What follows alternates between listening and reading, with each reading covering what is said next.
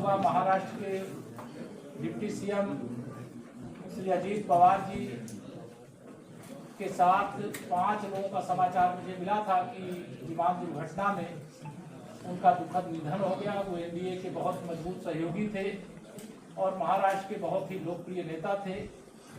महाराष्ट्र ही नहीं बल्कि मैं कहूँ कि पूरे देश में उनके निधन से एक शोक की लहर है, तो कोई गलत नहीं होगा। मैं उनके निधन पर शोक भी व्यक्त करता हूँ, उन्हें विनम्र श्रद्धांजलि अर्पित करता हूँ और उनके परिवारजनों को, उनके समर्थकों को और महाराष्ट्र वासियों को यह दुख सहने की भगवान शक्ति प्रदान करे, ऐसी प्रार्थना करते हुए आज की जो प्रेस है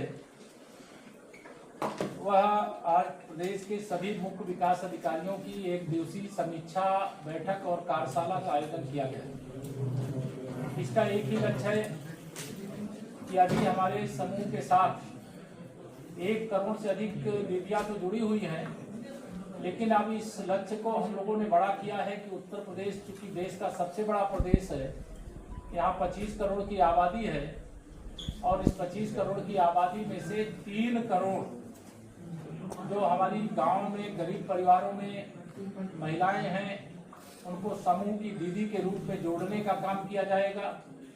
और हम लोगों ने लक्ष्य रखा था पहले कि हम उत्तर प्रदेश में 30 लाख लखपति दीदियां बनाएंगे।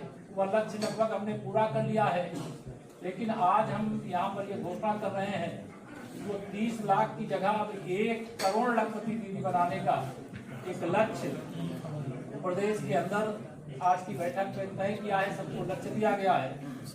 हमारे समूह में जो दीदियां जुड़ी हुई हैं बड़ी सक्षम हैं, बहुत प्रतिभाशाली हैं, उनको अवसर मिले तो कुछ भी बड़ा से बड़ा कार्य करके दिखाने की उनकी सक्षमता है।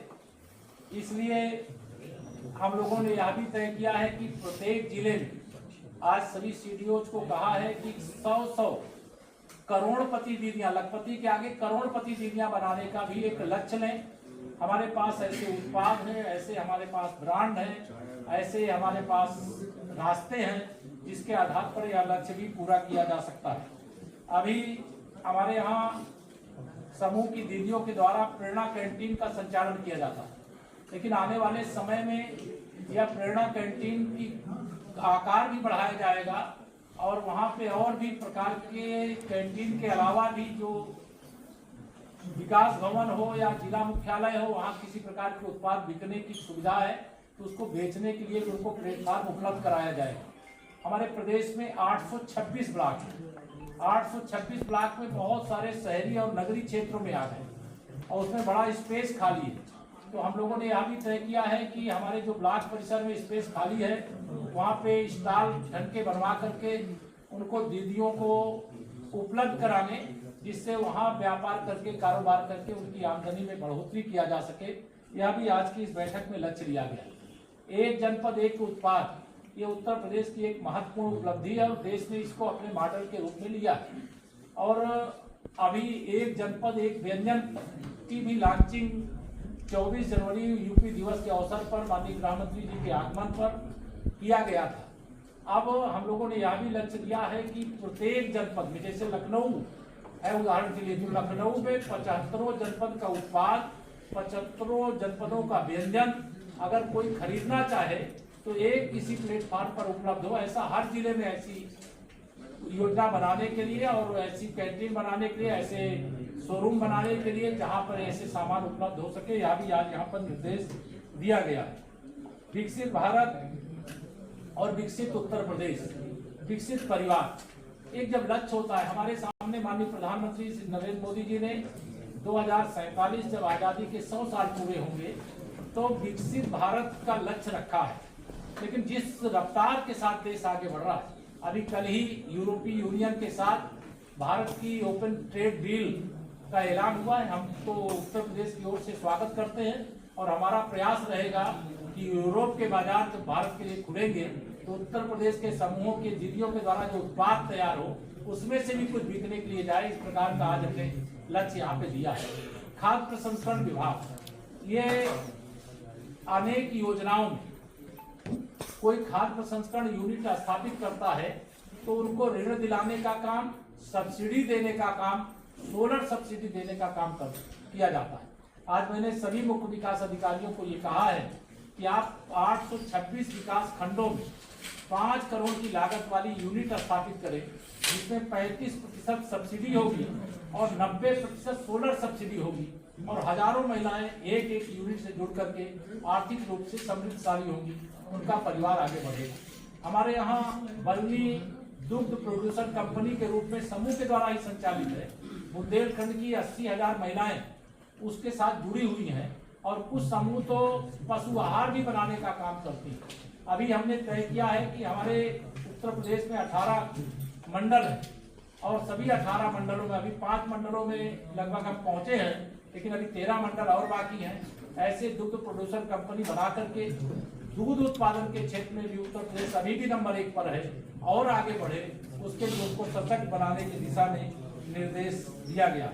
THR plant, take home ration plant, जो आंगनबाड़ी के बच्चे होते हैं उनको खाने के लिए दिया जाता है। हमारी 202 से अधिक यूनिट लगी हुई है, लेकिन उसमें सोलर सब्सिडी देने का लक्ष्य है। अभी हम लोग 40 में सोलर की सब्सिडी 90% जितनी लागत उसका 90% अनुदान दे रहे हैं खाद्य प्रसंस्करण विभाग की ओर।